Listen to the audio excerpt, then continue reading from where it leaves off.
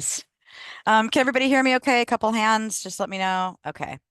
So, quick introduction. I have been working with consensual non-monogamy probably for 15, 20 years now, before it was making the splash it seems to be making socially in the last 5 to 8 years. I don't think that everybody is prepared to jump into this in a safe as safe as possible way, simply because there's some misunderstandings about the fact that it's not a better or worse way to be, it's a different way to be. Monogamy doesn't make you boring, and consensual non-monogamy doesn't make you more adventurous. It's just a different way of choosing to live your life, sometimes based on a bit of a predisposition, or people sometimes feel it's a little more of an orientation, and others do not. So I'm not as interested in whether it's an orientation or not, as much as I'm interested in the way it applies to therapy. So what I want to do is speak a little bit about it, but really give you time to ask questions in like a clinical supervision way. So I do want to give you, I know that PowerPoints aren't required for this, but I do want to kind of give you a little bit of background on consensual non-monogamy, and know that I don't interchange that with polyamory, because polyamory is one type of consensual non-monogamy. And another thing is, I don't often use the word ethical non-monogamy, although I don't resist it. I don't have a problem with it.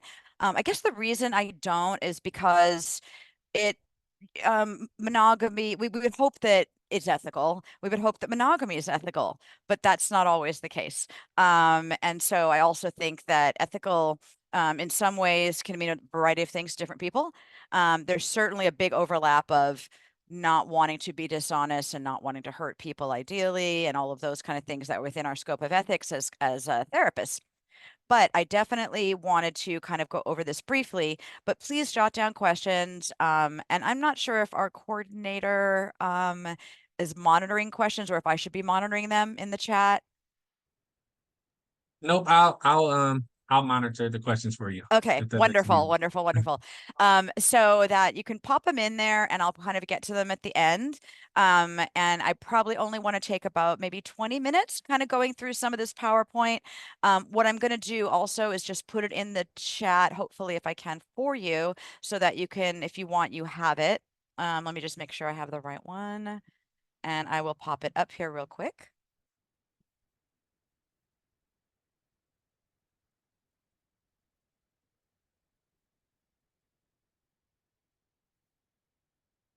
There it is. Okay, so I think it just went through.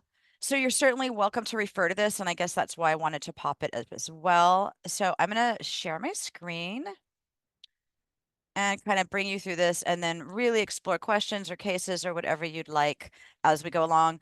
I've done this presentation a variety of times, but I'm going to pop through things a little more quickly, simply because I've given you the PowerPoint, and because I definitely want more time for questions. And I usually assume that when people come to these presentations, there's usually already an interest. Either they're practicing personally, they're thinking about it, and or as therapists, we want to know how to be make it a safe place for as many clients as possible, without them having to deal with multiple referrals, saying that, giving the underlying message that something is wrong with you, right? Because when you have multiple referrals because it's not in my scope, well, this isn't out of scope. It's usually what people are talking about is it's my comfort level. And we can definitely make ourselves comfortable with a lot of things once we understand that we're not dealing with anything but consent in this particular arena, and that non-consensual things happen in dyads all the time, just like they would anywhere else. So just exploring, the reason I say consensual non-monogamies is because it looks different with every single person, couple, triad, etc. Polycule, as we've heard that word used a lot. It very much looks different. And just like a dyadic relationship, you are able to create your own boundaries and agreements within your relationships, right? And that's the same for our clients.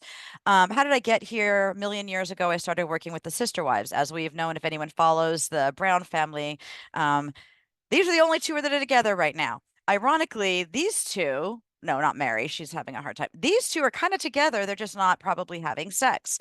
But they seem to have found a life for themselves and with their children. So this is how I got started as well as my own personal life. So I talk about relational orientation, as where are we oriented? Are we oriented more towards monogamy? Are we oriented more towards having open situations and that kind of thing? And an open relationship is another one of those words that can be really tossed around. Relational orientation, we kind of look at this as like this is this enduring pattern, like any kind of orientation, right? And there's a non-monogamy to monogamy spectrum. Just like it's not racist or not racist, it's like this spectrum, just like it's not, this or that. There's a spectrum. To what degree might you find yourself feeling more like I want this consensual non-monogamy, and to what degree are you, no, I absolutely want monogamy, but it is a spectrum. And like many things, you can kind of be bi, consensual non-monogamy. You can find yourself anywhere in that spectrum. So we have a lot of terms here that I'm kind of going to go through, but relational orientation is kind of that place that you find yourself on that spectrum, which, like anything else in your life, can move a little bit sometimes, right? Um, Now, this is a very complicated and overwhelming little computer chip looking thing. The reason I gave you the PowerPoint was so you could look at this. This was done by Franklin Veaux, not a professor or academic, but somebody who has been in this world for a really long time. And so when you read Franklin Boo's book, I think it's called More Than Two, if you read it, you will see that he has a very strong bias toward consensual non-monogamy as being a more evolved way of being. I don't think one way is more evolved than the other. I think that it really depends on what you want. So this is really captures all the different ways in which these things can work. The 100-mile rule is a funny one. I know people that do that. They're a couple, but if they're far enough away, they're allowed to have an experience with someone. These are just examples. Swinging, soft swing, monogamish, closed group swinging, BDSM play, or certain kinds of play that aren't necessarily sexual. Solo polyamory with some people could look like dating, but not necessarily. So there's a lot of different ways to do this. Poly-mono relationships, I've had quite a few clients. It presents a lot of challenges, but sometimes that can work. I do think that presents a lot of challenges, but I just wanted you to get a visual of that. Um, Relation orientations, there's groups that have been doing this for a long time. And so many people have been closeted. Because at times there's something that these are some of the things sometimes that you can hide, even if you're in a numerical minority. Um, as we become more global, as education reaches more people, as younger people are coming up, they're recognizing that they have choices in the way that they date and have relationships. Whereas 20 years ago, we definitely thought there was a prescription for how to do a relationship, right? You date, you get married, you have children, and you're supposedly a successful relationship means you stay with that person until you die. And so, as we know, that works for some people, but not everybody. Communes, certainly in the 60s, were doing all of this. Some religions now, polygamy is often has a religious component. That's usually one man with several women, and the women do not connect with each other sexually, and that often has a patriarchal flair to it within a religion. Gay male communities, particularly, and a lot of other gay communities have also been exploring this for a long time. Sexual freedom movements, and of course, like we were talking about, um, consensual non-monogamy, the word consent is a very confusing word in a lot of ways because we see people who make decisions, but because power dynamics are a certain way, we're not sure if those decisions are made with enough information of options. So that being said, plural marriage can look a certain kind of way that looks a little different. And just remembering that this is the norm in so many cultures. Polygamy is the norm in a lot of different cultures and a lot of different countries, and it's not the minority. The aspect of choice is arguable, and I would say that yeses and nos come in there individually, right? Um, so visibility management, we did some research on this a while ago, and this is almost 10 years ago now. And so parenting certainly can affect some things with children, and not everybody discloses to children. Polygamy is polygamy. Like I discussed, like I said, I'm going to move through this a little bit quickly. Polygamy is not just in Islam. Polygamy is not just in the old Mormon culture. Current Mormons do not practice polygamy, and they haven't for over 100 years. And I think there's a misnomer there. They used to. It was part of their a very big part of their religion. And when that was changed, I think that the LDS community is still fighting that stereotype, and so tend to be a little more anti-polygamy. But also we have indigenous peoples and First Nations peoples who this was actually pretty common as well. I just talked about this. Fundamentalist Mormon plural families are not on these compounds, but they're not LDS, right? They're also not in these compounds where we hear about child brides and all this abuse. And recognizing that power dynamics can create abuse in almost any situation. And parent to child is obviously a power dynamic. And you can have them in dyadic marriages, whether they're polyamorous or not. Um, Moving on. Monogamism, that's the ism. That's the assumption that the right way to be, the legitimate way to be is monogamous. Interestingly enough, because of non-consensual non-monogamies, aka cheating, many people are not monogamous. Whether we are talking to our partners about that or not is a different story. The reason this is important is because it's hard to recognize as therapists where we have those implicit biases, even when we're doing our best, coming out in the therapy room. And so part of this education is about, well, where are my implicit biases around this? And just because it is not for you doesn't mean that you cannot work with clients and help them out. Just like if I work with someone who's a different religion than me, a different sexual orientation, and all of those things, it is a cultural competence. It's also a skill. And as MFTs, we are very well positioned as systems therapists to work with larger systems. So in some ways, we are the best ones to work with this as far as the mental health and behavioral health communities go. Because we have such deep training in systems. So monogamism, of course, is the ism that goes along with assumptions that everybody's monogamous until told otherwise. Having intake paperwork that has partner or spouse when there could be several partners, those sorts of things. All right, I'm going to say institutionalization of marriage. I will mention briefly. Marriage has not always been around as a legal construct, and it was during the time of Abraham Lincoln in this country when marriage came around, and the purposes as an institution were procreation, economic security, sometimes love. But realistically, the mononormativity came with a lot of European occupation, right?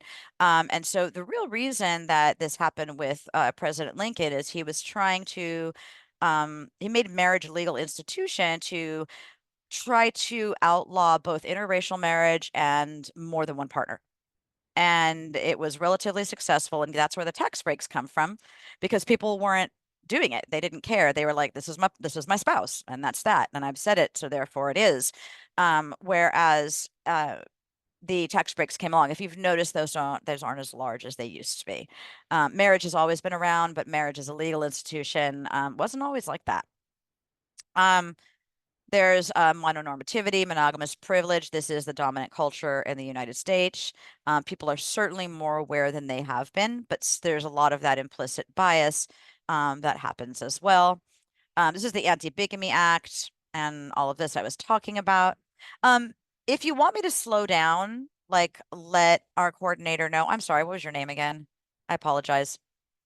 No problem. My name's Mac. Matt, M-A-T-T? Mack. Mac. Okay, thanks. Just let Mac know and I will slow down. I do have a tendency to move too quickly. Um, Love marriage is also a new concept. I like it. Um, Monogamish movement. We're going to kind of go to a strip club and play around with somebody, but we're doing it together, but mostly we're monogamous. But this is where it's interesting. It does overlap with sexual orientations minority a lot. The idea of visibility management. Who knows who doesn't know? Because everybody's going to assume a lot. Straight, monogamous, those sorts of things. Children, when people know, may be bullied. Where do the partnership rights come in? A lot of moral ground discrimination. What you're doing is morally wrong. There can be conflicts because we have a very large extended family and they may not approve at times. Um, what do you do when there's more than two parents? Sometimes there's just one, right? What do we do when there's more than two parents and it's there's a dance at school or a PTA meeting? Housing discrimination is very, very common, and it can be difficult finding community as well.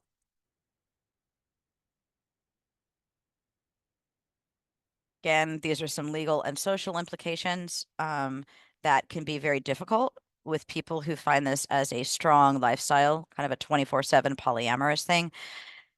You're if you do have a long-term relationship, there's only two people, there's only one person who's going to get the benefits of that. It is a complicated question. I'm not saying it's easy for one person's working and, everybody should have benefits, but we certainly don't limit the benefits that are given to their children, even if there's 10 children or one child, but we pay a little more.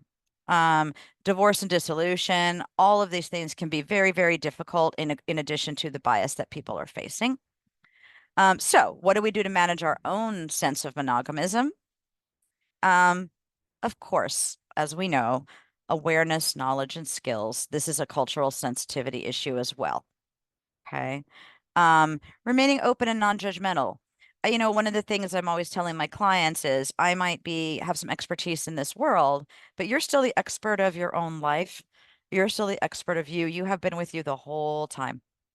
Unless there was a major case of amnesia along the way, then there's an exception. But certainly, you probably better than a lot of people do.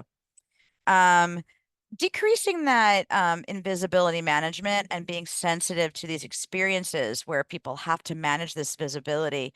And as we know, this increases minority stress when we're constantly having to manage these double binds of response and basically sometimes just being dishonest because we don't want to deal with the response system. Kind of like if you were to say to somebody who is a man, do you have a girlfriend yet? And they say no. And you say, well, I've got a girl to hook you up with. Well, the assumption is they're straight. The assumption is they're dating. Um, there's a lot of assumptions going on there. So basically increasing your awareness of the mononormativity of our culture here, monogamism, and a monogamous privilege that we have because the world is not world, our country and our culture is made for dyadic relationships in general. Um, so obviously, a lot of this is what do you do to gain this knowledge? You attend trainings, you read, you do things like this, you show up to things like this, and open your world.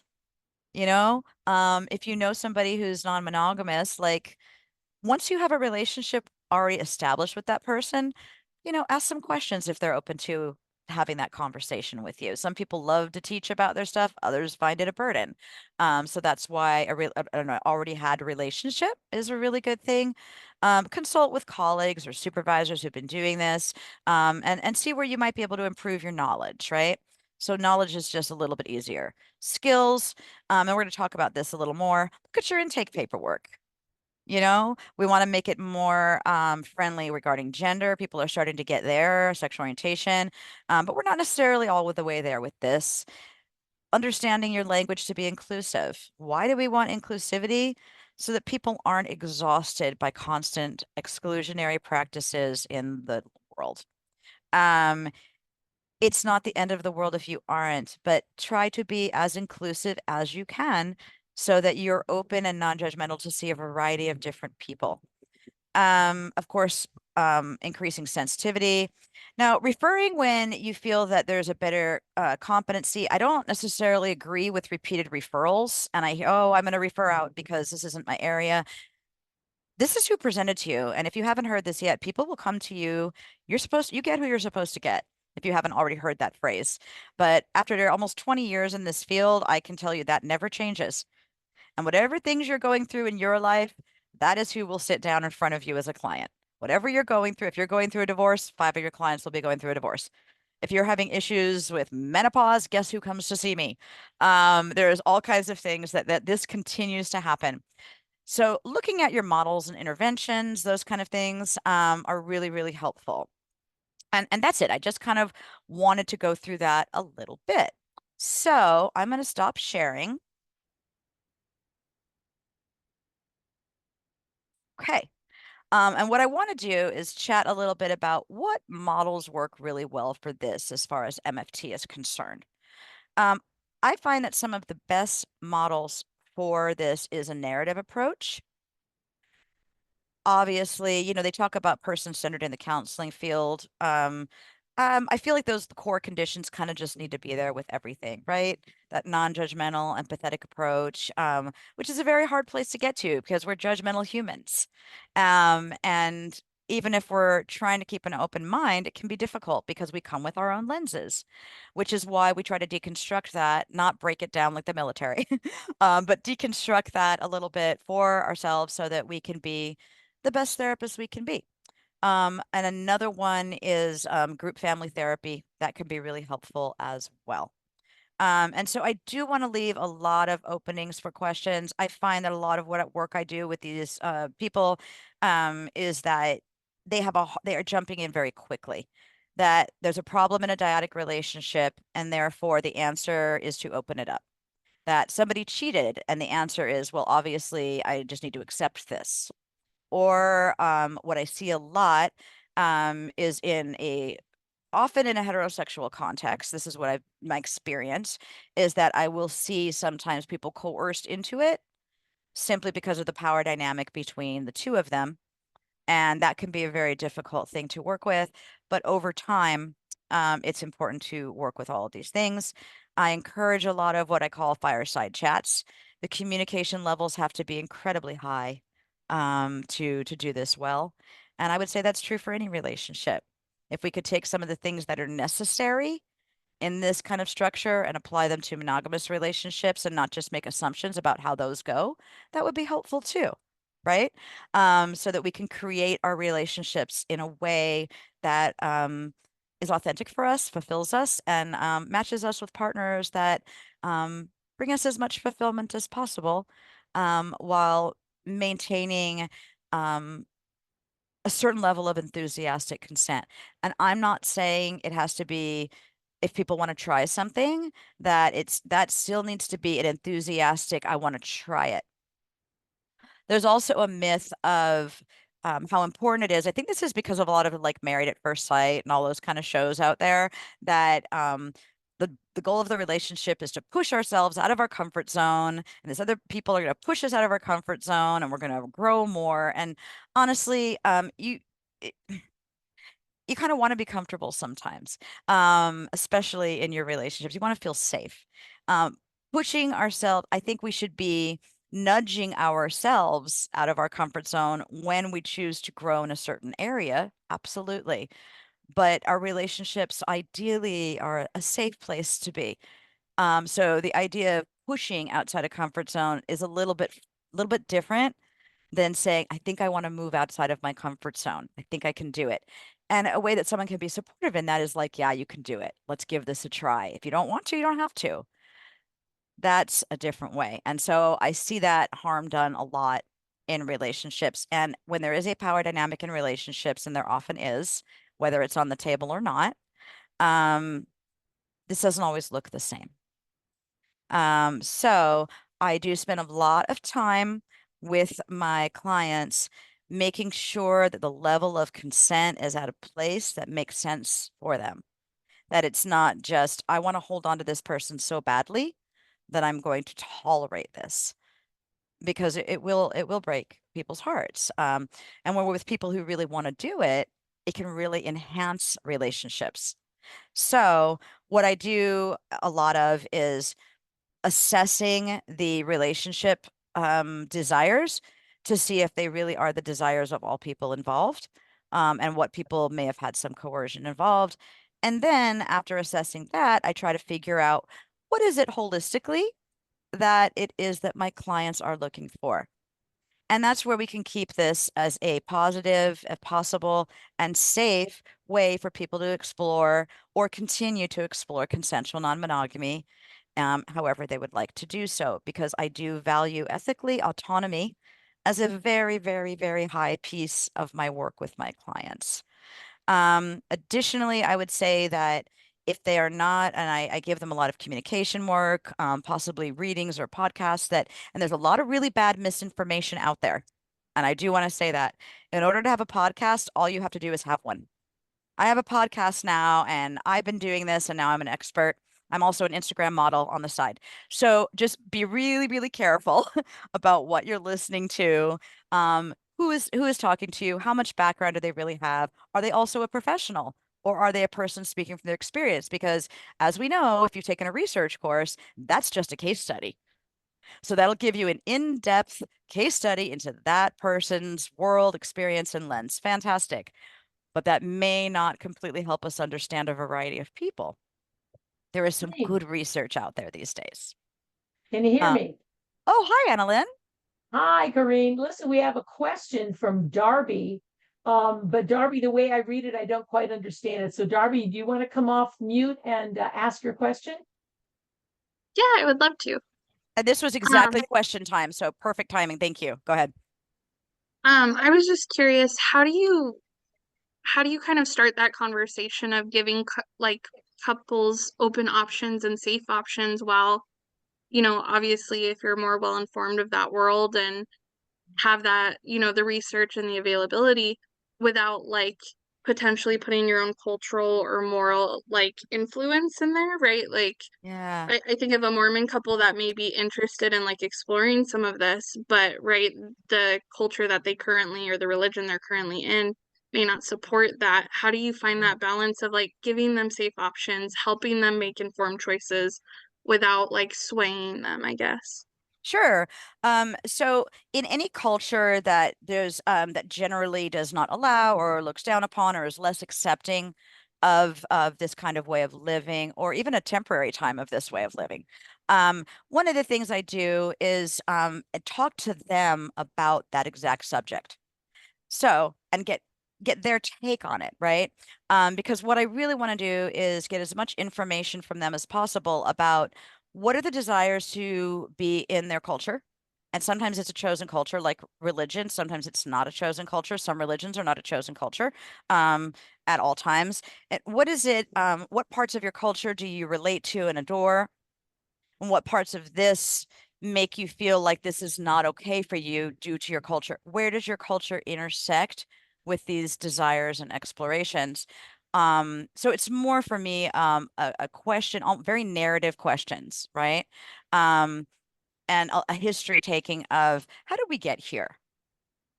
And so, as far as biases that come along, I've worked very, very hard for a really long time to make sure that the desires of my clients are first. And so, what I will often do is explain to them that I'll give a little bit of self-disclosure. That's for me, and self-disclosure is very tricky at the early stages of learning, and it can be very good, not so good. We tend to self-disclose a little too much at the early stages of this work because we want to relate so much. We don't know what to say. We're very me too. So we really have to be careful with it. But as time goes on, you can find little bits and places. So I might say, this is something that I have had personal experience with, but that doesn't give so much self-disclosure of this is what I'm doing now, this is how I do it, this is not all those sorts of things. But I explain to them that the majority of what I'm doing is what I want is what they want. And that, I want to assure that what they're telling me they want is actually what they want. And then I say, okay, this is where you want to get to. These are some of the ways we can do that. Here are some of the pathways. I'm very transparent. Um, Here are some of the things I know. There is a lot of psychoeducation in any kind of sex therapy. There just is, because we don't talk about it. It's getting better, you know, but we don't talk about it enough. There's a lot of shame that we've grown up with around sexuality, pretty much in any generation. Again, a little less, but still a lot, around sex and sexuality. That being said, I want to normalize the conversation as well. So what I want to do is kind of see where those things match. Is there an overlap? And then explain to them that the work that I'm doing isn't just coming out of my personal experience. Matter of fact, most of it's not. It's coming out of the research. And it's coming out of here's a way that this can work.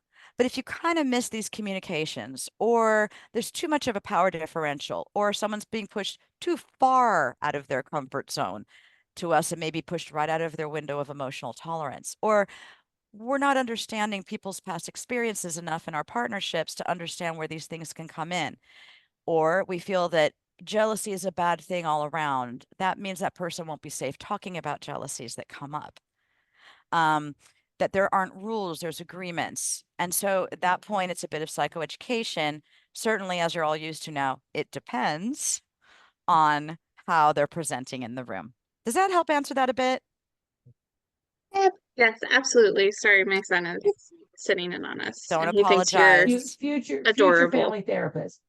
Coreen, can you see that Prism and Remy have their hands up? And then we have another question from Susie in the chat. So, Great. so Prism, Remy, and Susie. Okay, go ahead, Prism. Thank you, Hi. Emily. Thank you so much. I Yeah. have a lot of questions, but I'm just going to ask one right now, which you mentioned self-disclosure. And Mhm. so I am curious, like if a couple or like a triad is coming to you for support and they're I assume maybe you get asked like, well, what's your situation? Like, what experience do you have personally with it as a way to connect? Like, how much do you share? Like, where are your limitations around that? It does depend on every person who presents a little differently, but generally speaking, my limitations are that I do have experience, kind of like I said in this. The only time that I would disclose what my current situation is because I have to stay out of the community in the place that I work. It's a small community. And that's the same for the kink community. They are not the same. Um, but I have to be very careful with those kind of things because the last thing you want someone to do is see you in those kind of situations. Who's your client? Because it's happened to me, and it is probably one of the most devastating experiences for your client as well as you. And then, It's so go ahead. yeah, and actually so I have a follow-up question to that, which is Mhm. like specifically that, like, how do you manage your own social life and community and not like be able to live fully and also be able to like support your clients without having like running into those situations? Like, You give it yeah, up a I mean, little. do you, I give it up a little. yeah, I know that doesn't sound like okay. a great answer. Um, Look, I'm nowhere near as active as I used to be on 53 as far as like jumping around and whatever. Consensual non-monogamy doesn't mean that you're having sex with a ton of people, right? It Yeah. could, it's not like sleeping around, no judgment, that's fun, whatever. But, for me, I have situations right now that are pretty stable. And so I'm not engaging in the community as much. But when I was engaging more, I realized pretty quickly that I would need to work outside of those communities a little bit. It is not, look, it's not the best idea, but it's part of what happens as a therapist. You kind of have to, it is our responsibility to leave a situation where a client is at. Nobody likes it, but we can't do that to them. In kink world, I just go other places. I just go to other cities. And that Mm. works there. But it is a hard thing to manage, and there are quite a few articles on this as well. And so any of you can hit me up later, and I can probably point you in the direction of some of those. And some of the conferences, people will talk about detailed ways in which they do that. Like, I only do things with my own friends in my house or my own people in my home, private party. But that's not always a way out either because everybody knows everybody. So Right. it's a sad answer, but yes, that's kind of the answer. I appreciate the honesty. Thank you. Yeah, of course, Prism. Remy. Hi, thank you so much for doing this for us. Sure. One question that I have is I have a couple who are looking at getting into consensual non-monogamy. Mhm. However, one of the clients is basically stating, I don't care if you do it, but this isn't something that I want to do. And I'm wondering, like, how you would approach that because it doesn't, in my opinion, it doesn't seem like coercion, but at the same Okay. time, it doesn't seem like it's what they really want to do. It's kind of like, well, I'm kind of not fulfilling all of the needs that you need. So I'm Mhm. allowing you to have this option.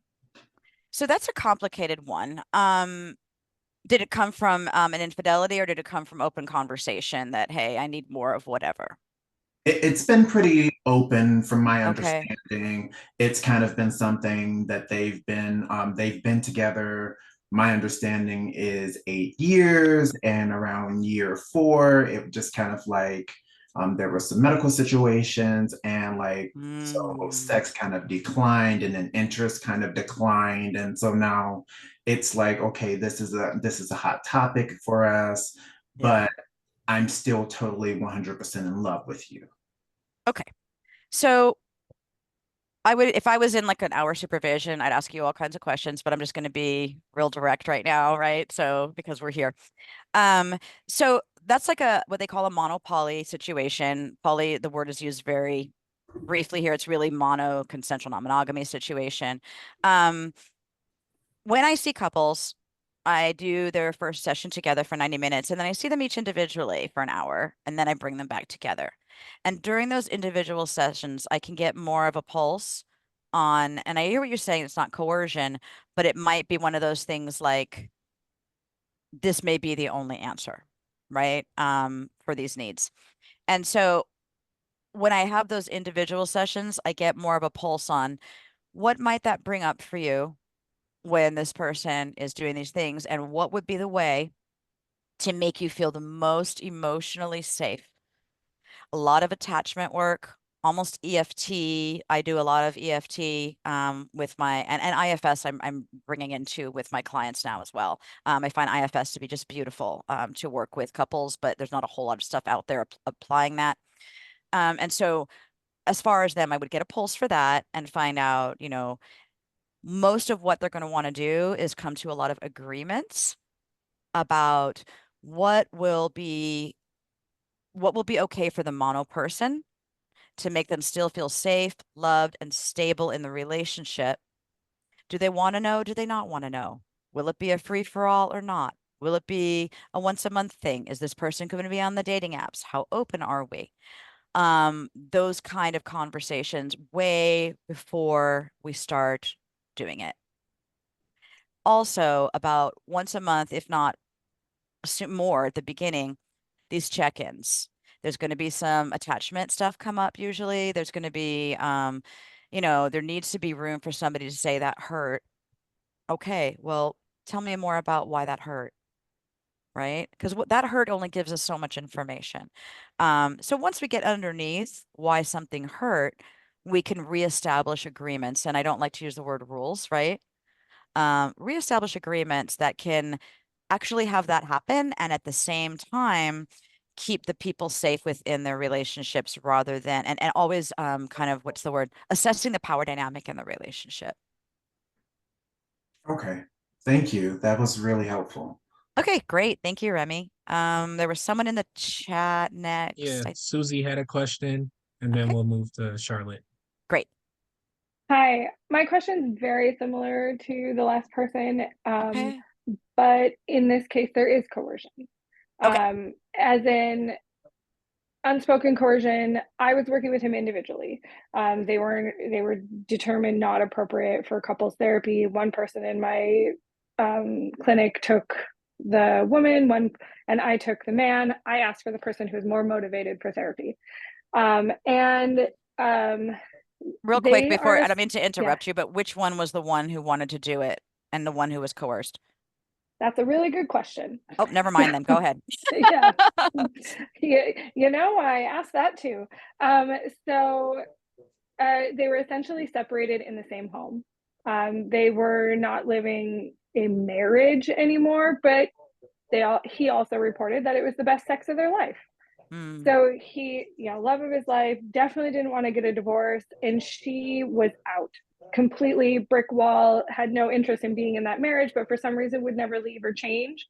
She just, so they were really, really stuck. And I was only working with the one person that really still wanted to be in the marriage. And I had no contact with her, knew nothing about her motivations.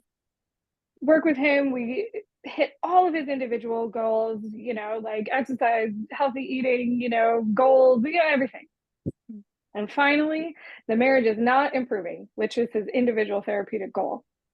And, kind of predictable, but she would like to open up the marriage, or he presented it to her. I'm kind of uncertain. And he wanted information about consensual non monogamy. Do you think that would work for them, et cetera, et cetera?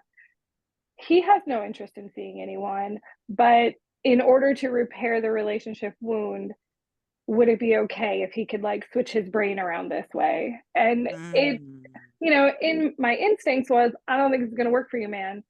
But it was the last ditch effort to keep his relationship together. And I haven't seen him since because our individual sessions were successful, but the marriage goals were not. I don't know. Yeah. How do you Yeah. bring that up? How do you, the question, how do How you do you bring it bring up? that up? Question him, say, is this really what you want?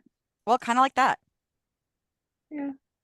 One He of the said, I don't things, know. Let's try yeah. it. Okay. So what I often say is if you want to try it and you don't know, let's get as educated as we can on it and start slowly.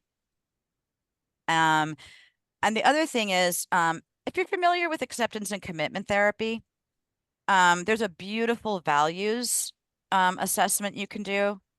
And sometimes I find that those start some excellent conversations around how do I really feel? What do I really want? What has been expected from me my whole life? What are the morals and values that I was quote unquote raised with? But which of those do I believe? Are those just things that I haven't questioned in my life? Or are they things that I really inherently believe? What I do know is, and I am pretty overt about this, is that autonomy is really important, and I will absolutely walk this journey with you. Um, but I do, and this is what I say, in my experience, it if people are entering into this when they don't actually want to save a relationship, it doesn't always fare well. Um, and so for the person who feels that they don't necessarily want to. And so that would be a very individual situation for him. Another thing I might say is when people say they don't know if they want something, then I start moving into feelings and I pull out that feeling wheel if I need to. And I really start helping them name their feelings. Well, how do you feel about it? Do you feel scared? Do you feel anxious? Do you feel excited? Those are different things. Um, and really start getting into those conversations about that because assessing someone's desire and also you really need to look at the power dynamic. Now, you never met her, but it seems that there's a lot more power in her court from the situation that's happening. So that's just Definitely. I could spend an hour on this one, but that's just an overarch. I went the direction of asking him, can you handle the consequences of her dating other people? Can you handle the consequences of knowing she's sleeping with other people? Safety issues, all that. And, like, have you thought about this and how it will affect your life? And, he said, okay. And then we set some like relationship rules that they can follow to make this more acceptable to him. And it helped a little. Yeah. And like I said, I'm real careful about the word rules. Yeah. Yeah, because Mhm. this is their deal, not Yep. mine. Right. Yep. So the only thing I kind of make sure they do is talk to each other. And sometimes I even am like, hey, if you want me to monitor the first couple times you do this and you want me to be there the first time you have these conversations, I'm more than happy to do that. But I would say that I dig deeper than just, yeah, I want to do it. Unless you really feel that like, that excitement, that feeling of like, I can't wait to do this. Now, it does get complex. When you said, can you handle the outcome? There's a small little like, this is going to be hard for you in that statement, right? Maybe it won't be, probably will, but I might kind of say like, you said the second time, have you thought about some of the positives you could get out of this and maybe some of the negatives you'd have to face, the challenges, as well as the things that might help you grow in it? What are the pros and cons for you? And I try not to use that black and white language, but explore, explore, explore. And if someone says, I don't know, I'm like, oh, that's okay. We have time. We have plenty of time. Let's give it some thought. And that's kind of an overarching rule I do in therapy.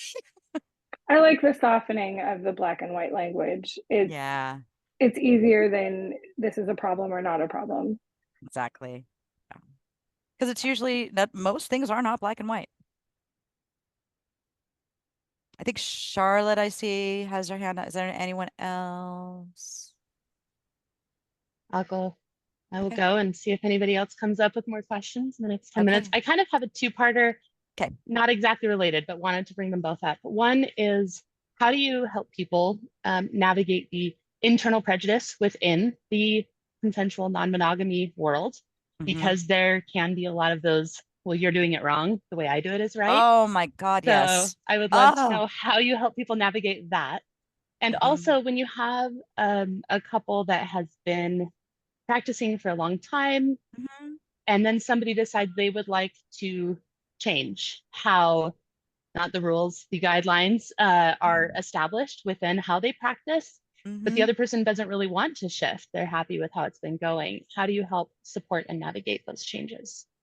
Well, to your second question, if they've been doing it for a long time, then they've had successes, I guess. They've had good communications where they've come up with agreements. And so I might look to, how did you do that? How did you do that the first time? What kind of communication strategies were employed? Um, and often when one person is saying, hey, I don't want this, you often go with the more restrictive one for obvious reasons. But I do a lot of exploration again of why are we looking for these changes? What is the reason for these changes? And if I get someone at the beginnings of it, most people, whether they've been doing it a long time or not, are not having check-ins on a regular basis to see if those agreements are still what they want. If they're doing it once a month or less or more, more often, there'll be many times that these things alter and it'll be more of a normal process. Kind of like when we raise our kids and we have the sex talk. No, let's start very young, and slowly dribble these things along, so that they can become comfortable with it by the time they're of a certain age. So that's how I manage that is in a nutshell. Now, as far as the community, and this is the way you should do things, and I know best because I've been doing this for blank amount of time. It kind of reminds me of the 12-step community. Yeah, there's no leadership and there's absolutely no one in charge, when obviously that's not the case. The people who've been sober the longest, who've been there the longest, obviously have more voice, right? And so in these groups you find a lot of those kind of power dynamics as well, and people will always speak from their experience. So two things: I do education within those groups, number one. Um, and as far as and one of the things that I talk about is that what you're doing is not in the majority acceptable way of being in relationships in this country. Doesn't it feel crappy when you're judged about the way you're doing things? Doesn't it feel really, really awful, but it's still right for you and you know it's right for you? There is no right or better way to do this. There's only an exploration of what works for the people in front of you and what kind of agreements they can come to. So, pretty much like any other couple or people or triad that comes into your office, like when they're bringing other issues, right? A couple might bring, I absolutely don't want my kid to go to private school. And the person said, I absolutely don't want the kid to go to public school. Well, that's going to present. That's going to present.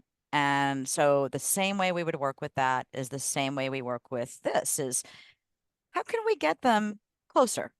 And there's certainly a variety of modalities and a variety of approaches to work those things out, because with couples, the goal isn't to keep them together.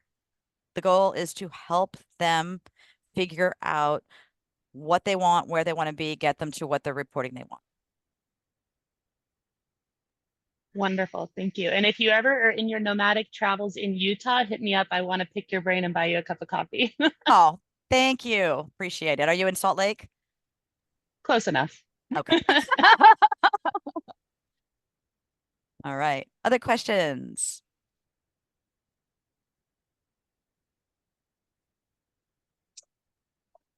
Yep, go ahead, Sarah.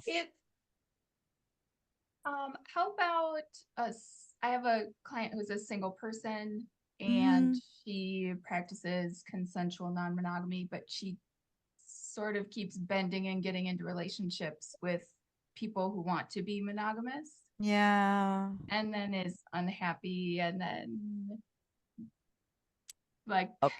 I don't Yeah. know. So we've been working on like self-esteem, I guess, is kind of Yeah. where we're digging in to like help her feel good about like who she is. And I think don't that's know. that's a great Uh, place. Yeah, that's a great place to start. I think that certainly applies because it sounds like that might be difficult for her to set boundaries um when she feels things for people, or she's mhm. having great sex with people, or she's enjoying this part of the relationship, but they're not necessarily the right person for her. And I've been there and it's difficult. And it sounds like the same kind of issue that someone might have around attachment where, we want people to kind of, shall I say, ideally, right? We're human beings, feel good about themselves enough to be okay single. But this person may have some of those other pieces where, how is it for her when she's not in a relationship? How important is it for her to be in a relationship? What does the relationship give her? Any relationship. What is she looking for in that? And in a small advicey way, where is she meeting these people? Because if you are of a minority looking for a minority, um, you may have to go to certain places to engage with the people who are more like you. I don't think she knows where right now. Is she in a small town? No. No, Well, we're in a good it's spot for it, I think. yeah. So it's all over the internet, and I do think providing resources is part of our work. So there is lots of places to do it, but I will say that a lot of polyamorous, quote unquote, consensual non-monogamous communities look a lot like swinging, which is very heteronormative, very white, and may not be exactly what that person is looking for. But certainly, the exploration of, well, who are these people I'm dating, and where am I finding them? Because you may not find what you want at the bars or wherever she's meeting them, or at the grocery store, or dog walking, or wherever people meet people these days. I mean, besides online. Thank you. Of course, thank you so much. Yeah, there's a ton of dating apps focused on this community. There's books. There's the Ethical Slut. There is more than two. There's the Jealousy Workbook. There's Polyamorous next door. There's a lot of things out there. Just be careful. Like I said, I'm not a big fan of the swinger community personally. And I mean, for me, I'm sure a lot of people find it great, but it's not, I don't find it at the high level of my personal ethics that I'd like to see that I might find in the kink community, where the levels of ethics are just as high as possible because of the potential risks.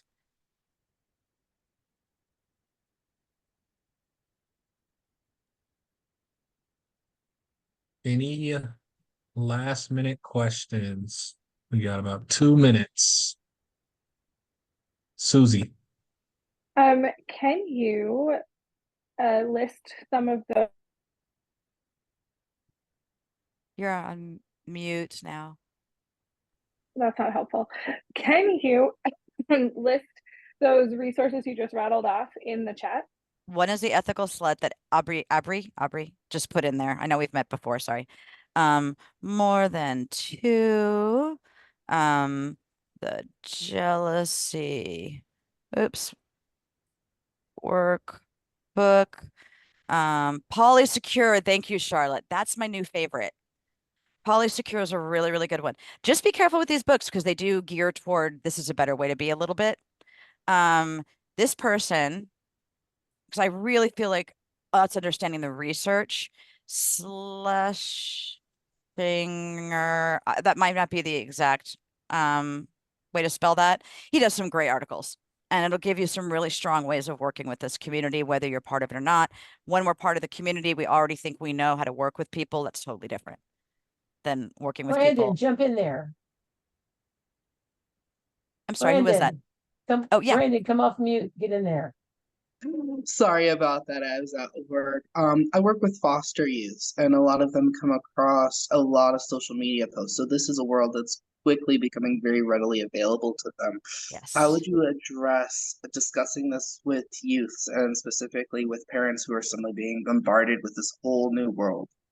Yeah, and I do actually do a whole presentation on working with Gen Z adolescents and what's coming up for them right now, because it's very, very different than, I don't know how old you are, but certainly when I was there, and the information they have access to has a lot of pros and cons.